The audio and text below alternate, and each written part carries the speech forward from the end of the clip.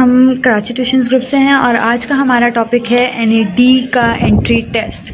तो बहुत ज़्यादा स्टूडेंट्स, कुछ ज़्यादा ही स्टूडेंट्स ऐसे होते हैं जो बहुत ज़्यादा परेशान होते हैं कि भाई टेस्ट करीब आ रहा है, किस तरह से प्रिपरेशन करनी है, क्या क्या पढ़ना है और कौन कौन से टॉपिक्स को लेना है, कौन कौन से टॉपिक्स को छोड़ना है।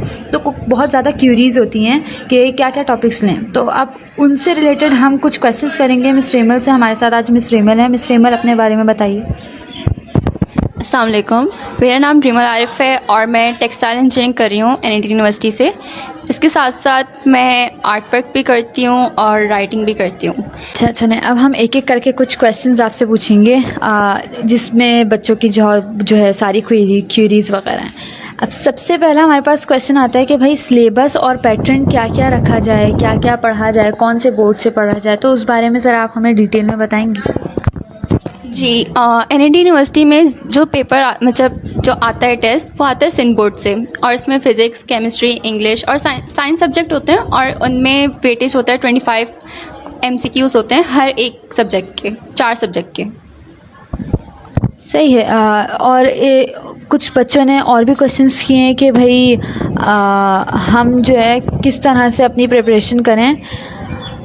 और एक और चीज़ बच्चों ने ये सबसे मेन क्वेश्चन किया है कि भाई फ़िज़िकल हो रहा है या वर्चुअल हो रहा है, क्योंकि कोविड की वजह से वर्चुअल टेस्ट भी हुए हैं। तो अब हमें अब ये बताइए कि फ़िज़िकल टेस्ट है इस बार का या वर्चुअल है।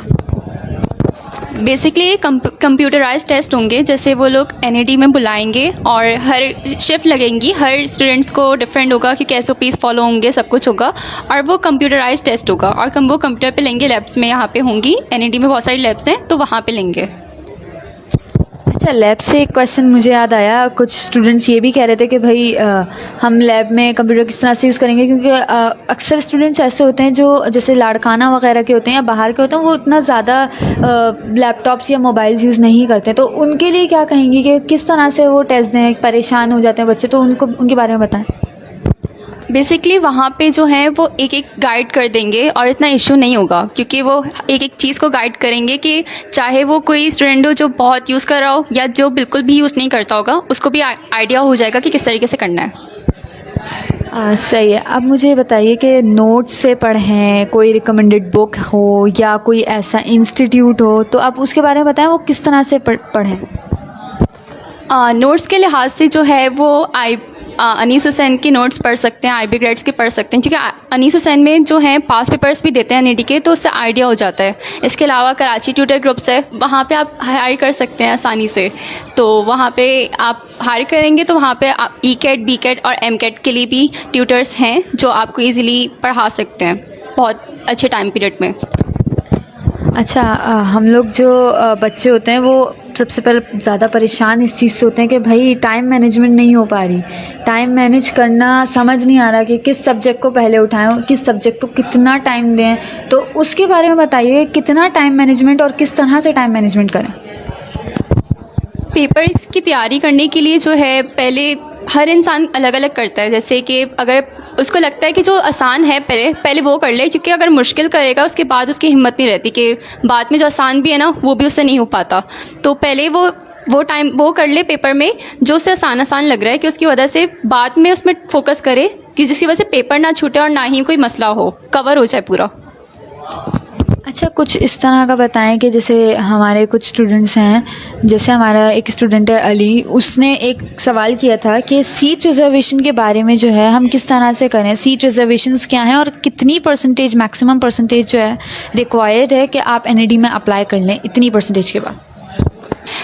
एनईडी यूनिवर्सिटी में जो रेगुलर की सीट्स हैं वो हैं 1467 और सेल्फ फाइनेंस की है 183।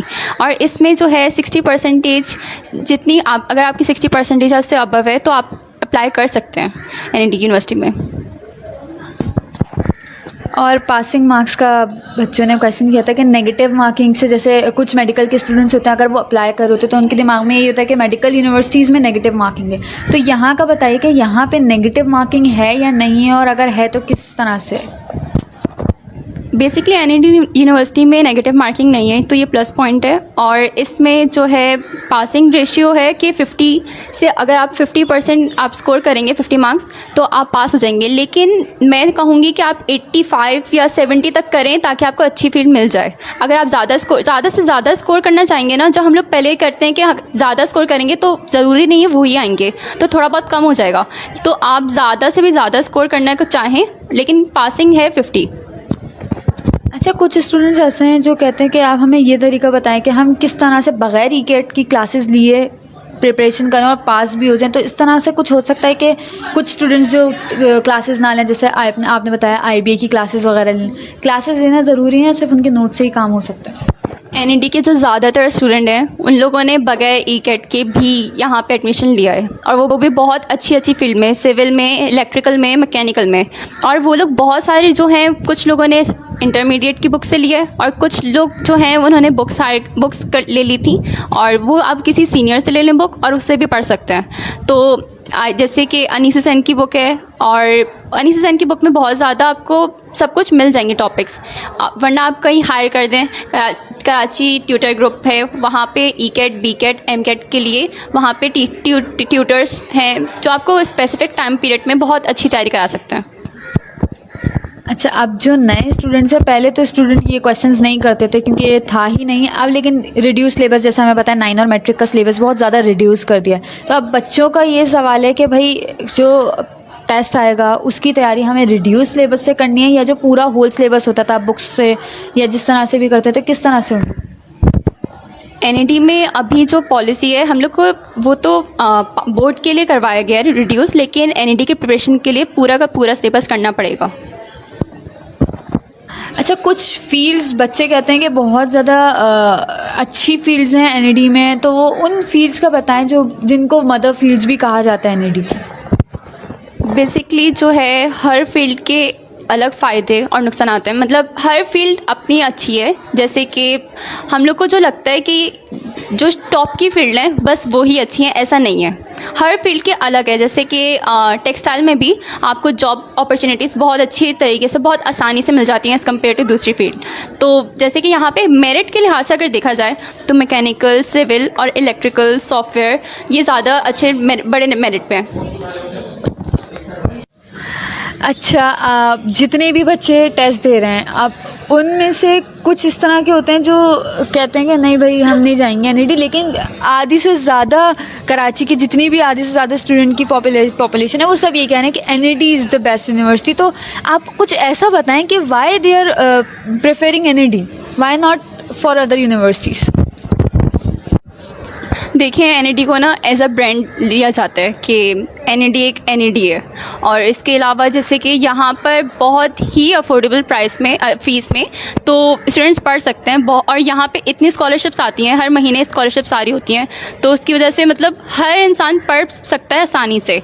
बहुत ही मतलब जो लाखों की फ़ीस होती है इंजीनियरिंग यूनिवर्सिटी की, यहाँ पे बहुत आसानी से खुद भी वो भर सकता है फ़ीस। और इसके अलावा जो है एनईडी यूनिवर्सिटी में ये है कि CLOs, PLOs वगैरह बेस्ड किया गए हैं कि इस तरीके से किया है कि वो डिग्री हर जगह मानी जाती है। जैसे कि मेडिकल के स्टूडेंट्स हैं, उनको अगर पाकिस्तान में पढ़ रहे हैं तो उनको बाहर एडिशनल कोई देना पड़ेगा टेस्ट या कुछ अपनी डिग्री को मनवाने का, लेकिन हमारी डिग्री हर जगह मानी जा रही है। और हमारे जो एलुमनाई हैं वो हर जगह मौजूद हैं दुनिया के, और बहुत अच्छी जॉब कर रहे हैं, बहुत अच्छी जिसे कहते हैं वो वहाँ पे हाईली पेड जॉब भी कर रहे हैं, और मतलब एक एनईडी का नाम हर जगह है। अच्छा, नेक्स्ट क्वेश्चंस जो हैं वो हमारे स्टूडेंट ने किया था कि वेटेज जो है एनईडी के क्वेश्चंस का वेटेज क्या होता है, किस हिसाब से क्वेश्चंस होते हैं? देखिए, जो एनईडी के जो क्वेश्चंस हैं वो मैंने बताया था कि 4 सब्जेक्ट हैं। चारों सब्जेक्ट के जो है ना 25 ब्लैंक्स MCQs आएंगे, और हर MCQs के 1 मार्क्स हैं, और इसमें नेगेटिव मार्किंग नहीं है। सही है। अच्छा, मुझे एक क्वेश्चन पूछा गया था मुझसे कि अगर मैं, एक लड़की थी हमारी, उन्होंने पूछा था, आयशा उनका नाम है, उन्होंने हमसे पूछा कि अगर मैं पढ़ रही हूँ तो मुझे अपने दिमाग में ऐसी क्या बात रखनी है जो मैं फोकस कर सकूँ अपने स्टडीज़ पे? देखिए, हर जो स्टूडेंट है वो एक अपना गोल सेट करता है कि अभी उसको कुछ करना है, क्योंकि अभी वो करेगा नहीं तो कब करेगा। अब जो है कुछ स्टूडेंट्स करते हैं कि इतना पेरेंट्स ने पैसे लगाए हैं पहले, तो अब पे ऑफ का टाइम है कि अब उनको करना है, अब उनको बताना है कि हम लोगों ने भी मतलब एक अपनी एक बलबूते पे टेस्ट क्लियर करना, ये बहुत बड़ी अचीवमेंट होती है उन लोग के लिए। अच्छा, उन बच्चों के बारे में आप क्या कहेंगी कि जिन बच्चों का ये कहना होता है कि भाई हमारा एडमिशन अगर नहीं हो पाया, हमारा टेस्ट क्लियर नहीं हुआ, तो हम आगे क्या करें फिर? वो लोग जो है हर चीज़ में ना कोई अच्छाई होती है, क्योंकि बहुत सारी फील्ड जो बिल्कुल एक्सप्लोर करने वाली होती है ना, वो लोग ले सकते हैं। मैंने भी एनईडी से पहले ACCA, CIMA और ये डिफरेंट टाइप ऑफ फील्ड थी, वो मैंने उन पे अप्लाई किया था और मैं वहीं लेना चाहती थी। मतलब बहुत सारी हम लोग को पता ही नहीं होता कि हम लोग को पता हो कि अच्छा या तो हम इंजीनियर बन सकते हैं या डॉक्टर बन सकते हैं, ऐसा नहीं है। इसके अलावा बहुत सारी फील्ड्स हैं जो हम लोग ले सकते हैं और जो बहुत अच्छी है, जैसे कि टेक्सटाइल डिज़ाइनिंग है और बाकी फील्ड हैं, उसमें मतलब आप अपने आप को भी एक्सप्लोर कर सकते हो। कोई अपनी पर्सनैलिटी के लिहाज से भी अगर आप फील्ड लो तो उसमें मतलब लोगों को होता है कि नहीं, अगर छोटी फील्ड होगी लोग क्या कहेंगे। लोगों को हर एक चीज़ में कहना है, और आपको ये बहुत सारे लोगों को ये भी होता है कि अगर छोटी फील्ड ली कि पे ऑफ अच्छी नहीं मिलेगी, मतलब अच्छी सैलरी नहीं मिलेगी या कुछ। बहुत सारी ऐसी फील्ड हैं जिसमें आपको बहुत ज़्यादा इससे भी अच्छी मिलती है पे। तो इसलिए भी यही कहूँगी कि आप एक्सप्लोर करो, बहुत सारी फील्ड्स हैं। कराची यूनिवर्सिटी है, उसके अलावा भी बहुत सारी है, ACCA है, CIMA है, तो उसमें आपको स्कॉलरशिप्स भी मिल जाती हैं। अच्छा, जैसे अब यूनिवर्सिटीज़ में लड़कियां और लड़के दोनों ही पढ़ रहे हैं, तो लड़कियों का क्वेश्चन होता है कि भाई कौन सी स्पेसिफिक फील्ड्स हैं जिनमें लड़कियों को लेना चाहिए, या कोई ऐसी बात जो लड़कियों को करनी चाहिए अगर उनको किसी अच्छी फील्ड में लेना है एडमिशन? लड़कियां जो हैं बेसिकली हर फील्ड में, और ये नहीं है कि लड़कों और लड़कियों का कोई डिफरेंस वगैरह इतना। लेकिन अगर जैसे कि कुछ लड़कियों को सेफ नहीं समझती कि इंडस्ट्री में जॉब करें या कुछ इस टाइप की कुछ इंडस्ट्री बेस्ड जो हैं, तो वो सॉफ्टवेयर ले सकती हैं, CIS ले सकती हैं और कंप्यूटर बेस्ड ले सकती हैं फील्ड। तो उसमें वो अपने आप को एज़ कम्पेयर टू अगर जैसे इंडस्ट्री में नहीं जाना चाह रही, तब भी वो आसानी से जॉब कर सकती है। सही है। नेक्स्ट हमारे पास एक क्वेश्चन आया था कि हमारे पास प्री मेडिकल के स्टूडेंट्स भी होते हैं टेस्ट में जो बैठ रहे होते हैं। अब उनका ये क्वेश्चन होता है कि हम कौन कौन सी ऐसी फील्ड्स हैं जिनमें NED में ले सकते हैं जो हमें मिल जाएंगी ईजीली? NED के अंदर बहुत सारी जो हैं फील्ड, इंजीनियरिंग के अलावा भी बहुत सारी फील्ड हैं, जैसे कि मैनेजमेंट साइंस है और भी जो है बायोमेडिकल है, तो उसमें भी वो लोग ले सकते हैं। जो नॉन इंजीनियरिंग फील्ड हैं उसमें वो ले सकते हैं।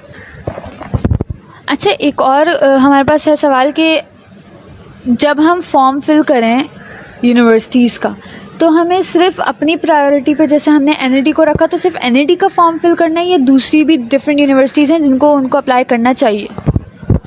मैं समझती हूँ बेवकूफ़ी होगी कि अगर आपने सिर्फ एक ही यूनिवर्सिटी के लिए अप्लाई कर रहे हैं, क्योंकि ज़रूरी नहीं होता कि आप एडमिशन वहीं पे हो जाए।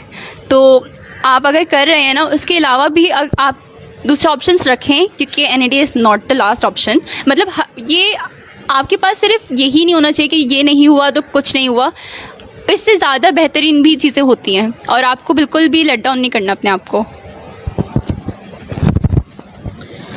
अच्छा, कुछ स्टूडेंट्स, जैसे मैंने अभी एक स्टूडेंट का जिक्र किया था, उन्होंने ये भी क्वेश्चन किया था, हमारे जो लाड़काना से स्टूडेंट हैं उन्होंने ये क्वेश्चन किया था कि जैसे बाहर के स्टूडेंट्स होते हैं जो कराची से बाहर के होते हैं, जो जैसे मीरपुर ख़ास हो गया, लाड़काना हो गया, लाहौर, पंजाब, अगर वो स्टूडेंट अप्लाई करना चाहें तो वो किस बोर्ड से पढ़ें? वो लोग सिंध बोर्ड से पढ़ेंगे, क्योंकि कराची NED यूनिवर्सिटी जो है वो सिंध बोर्ड की टेक्स्ट बुक से और मतलब सिंध बोर्ड के कॉन्टेक्ट से देती है टेस्ट। सही है। और इनके ही रिलेटेड मुझे आप सीट रिजर्वेशन को बताएं, इनकी सीट्स रिजर्व्ड होती हैं या जो सिंध के स्टूडेंट दे रहे हैं उन्हीं के साथ इनका होता है? देखिए, इन लोग का जो है, इन लोग की सीट्स जो हैं कराची के स्टूडेंट से अलग रखी जाती है, मतलब इन लोग के लिए है सीट बुक, तो उसमें वो लोग अप्लाई कर सकते हैं। अच्छा, हमारे पास अब लास्ट क्वेश्चन है। अभी जैसे आपने बेस्ट फील्ड्स फॉर गर्ल्स बताई थी कि भाई आप हर फील्ड एक्सप्लोर कर सकते हैं, या जैसे आपने बताया कि अगर इंडस्ट्री साइड नहीं जाना तो वो सॉफ्टवेयर जैसी ले लें, तो मुझे आप ये बताइए कि टेक्सटाइल इंजीनियरिंग या टेक्सटाइल साइंसेस ये बेहतर हैं, और अगर बेहतर हैं तो इनके बीच का डिफरेंस भी बताएं आप। टेक्सटाइल इंजीनियरिंग और टेक्सटाइल साइंसेस में हम लोग को लगता है कि नहीं, टेक्सटाइल इंजीनियर और साइंसेस की मतलब आगे जाके वैल्यू कम या फिर दोनों की वैल्यू अच्छी खासी है दोनों की। और जैसे इंजीनियरिंग में बेसिकली आपकी मैथ्स भी ज़्यादा होगी एज़ कम्पेयर टू साइंस, और आप उसमें टेक्सटाइल साइंस में आप साइंटिस्ट बन रहे हो और इसमें इंजीनियर बन रहे हो, तो उसमें आपको उससे रिलेटेड चीज़ पढ़ाई जाएंगी, जैसे लैब की भी चीज़ें और सब कुछ है। और मतलब ये नहीं है कि बिल्कुल ही वैल्यू कम है, आप इंडस्ट्री में जाएं, अलकरम में जाएं या कहीं पे भी जाएं, उन लोग की भी सैलरी बहुत अच्छी है और मतलब तकरीबन सेम ही है स्टार्टिंग भी, तो काफ़ी अच्छी है। थैंक यू रेमल, आपका टाइम का आपका बहुत शुक्रिया कि आपने हमें ज्वाइन किया। Thank you so much.